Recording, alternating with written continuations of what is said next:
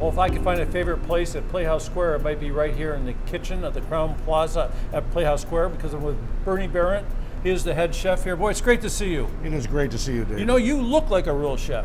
I do? You certainly do. You certainly do. And I think we're going to make something that I like a lot here. I smell like barbecue ingredients here. You do. I'm going to prepare a barbecue pork butt that we use for a sandwich that we feature here at the Ghostlight Restaurant. Can I open this baby up? You sure can. So take a look at this, huh? So there it is. You got a nice fat on it. Exactly. We're going to start with about a 6.5 to 7-pound brisket. And when I start with it, the first thing I'm going to do is I'm going to add some concentrated apple juice.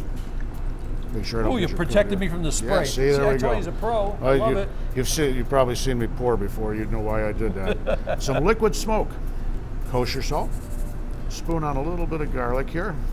How long do you cook something like this? This is going to go in the oven for about 6 hours. We want it very, very tender. What's this one? This is cumin, ground cumin. This is very important. Now this is a mesquite seasoning, again to add a little bit of smoky flavor to it. Cracked black pepper. See, when people make this at home, they probably go like, oh, that's way too much, but it takes this, doesn't it? There's actually a reason for it, because we're going to shred this all up in its juices and everything, and it seasons everything up throughout. And last but not least, I like a little bit of heat, not a lot. So I got some ground cayenne pepper that I'm going to use there too. See, I get too close to I'll be sneezing. So that's that. That Okay. will go in the oven for the 6 hours. Is that uncovered or covered? What I'm going to do is I'm going to cover it first with some parchment paper and foil. 350 degrees for a good 6 hours. And if it goes a little longer, the flavor just gets a little bit better. Okay, let's switch them out and see the real one. All right, so this morning I popped one in. 6 hours later, that very same roast that you saw. Okay, here we go, folks. And the best thing about this is the smell you get in the beginning, right?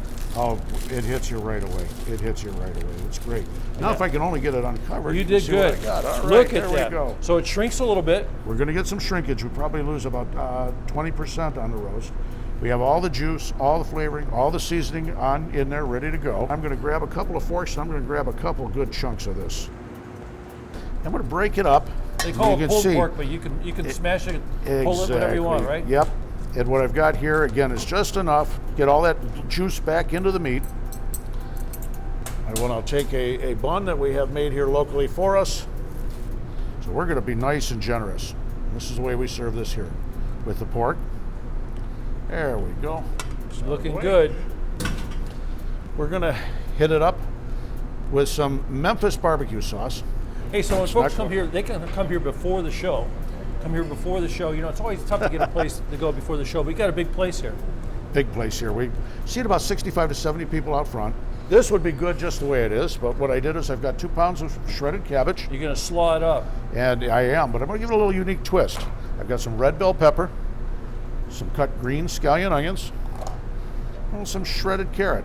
Hey, so what time do you guys open up for people who want to come here before the show? We open up at 4 o'clock on Saturdays and Sundays. That way, especially for Sundays, with the earlier shows, Yeah. you have plenty of time to get a bite to eat before you head over to theaters.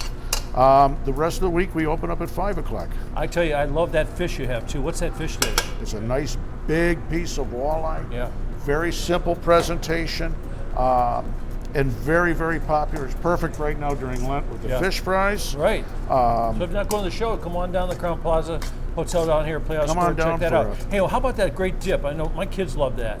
We do a couple of different ones. Right now we're featuring a Reuben dip, but for today I prepared for you an Asiago cheese dip, which is a combination of Asiago cheese, sun-dried tomatoes, a little scallion onion, and we serve it with a Asiago garlic buttered crostini that you can use for dipping. Look It's at- one of the shareables that we have. And, you know, talk about shareables. This might not be devised as a shareable, but you know, 2 people might fight over this. Well, this is our handheld, and we like to joke that just try to get that out of my hand. There you There's the go. sandwich. That is one beautiful sandwich. So come on down to the Crown Plaza Hotel, Playhouse Square before the show. Maybe without a show, just come down and eat your beautiful food. How about a lot of high elbows? There we go. Thank you, Bernie. David. Thank you for your time.